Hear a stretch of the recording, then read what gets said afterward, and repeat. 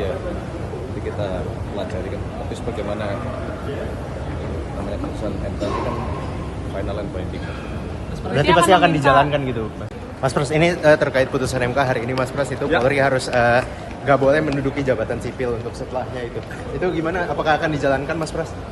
Ya, kan putusannya baru tadi ya. Kita juga kita melakukan pendidikan putusannya. Nanti kalau kita sudah dapat ya, nanti kita pelajari kan. Tapi sebagaimana namanya putusan MK ini kan final and binding.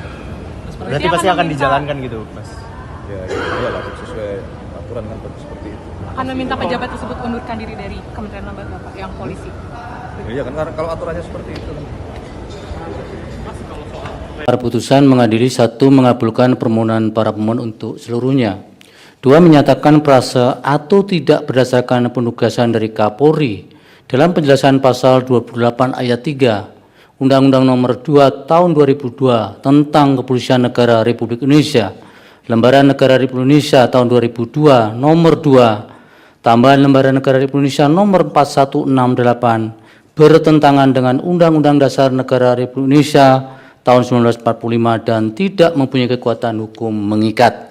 3. Memerintahkan pemuatan putusan ini dalam Berita Negara Republik Indonesia sebagaimana mestinya. Alasan berbeda, concurring opinion, dan pendapat berbeda, dissenting opinion.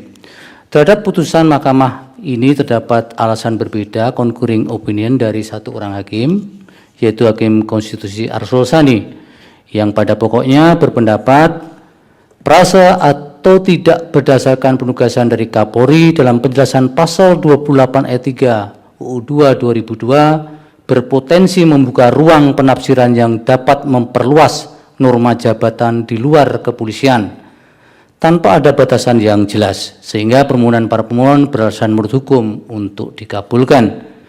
Sementara pendapat berbeda dari dua orang hakim konstitusi, yaitu Hakim Konstitusi Daniel Yusmik Pepoe dan Hakim Konstitusi M. Guntur Hamzah, yang pada pokoknya menyatakan sepanjang pengujian prase tidak berdasarkan penugasan dari Kapolri sebagaimana dalam penjelasan pasal 28 ayat 3 UU 2 2002 bukan persoalan mengenai konstitusionalitas norma, akan tetapi lebih merupakan persoalan implementasi norma, sehingga permohonan para pemohon seharusnya ditolak karena tidak beralasan menurut hukum.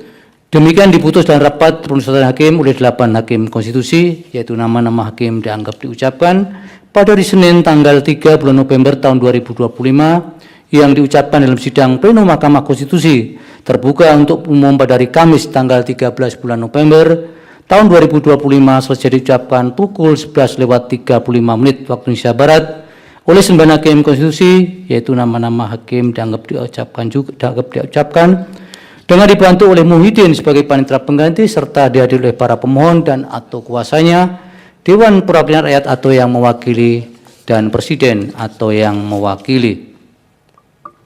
Dilanjut pengucapan nomor 19.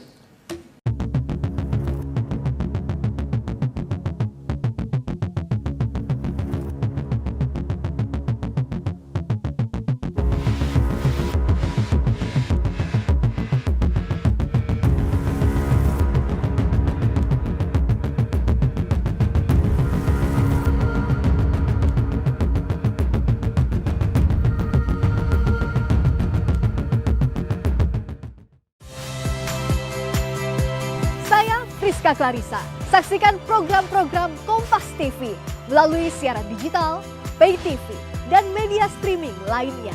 Kompas TV, independen, terpercaya.